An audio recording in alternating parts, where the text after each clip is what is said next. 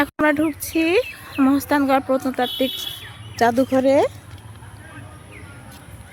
এখানে আপনার অনেকগুলো পুরাকীর্তির বিভিন্ন রকম নিদর্শন রয়েছে। প্রচণ্ড রোদ এবং গরম, এই যে দেখা যাচ্ছে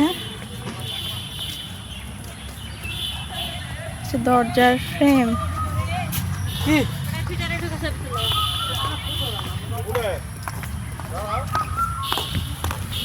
এই যে সেই গেটটা মহস্থান প্রত্নতাত্ত্বিক জাদুঘর।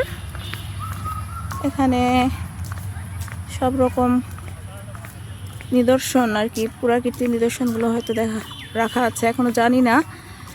আমরা ঢুকছি কেবলে, আমি গেটটা আপনাদেরকে দেখাচ্ছি।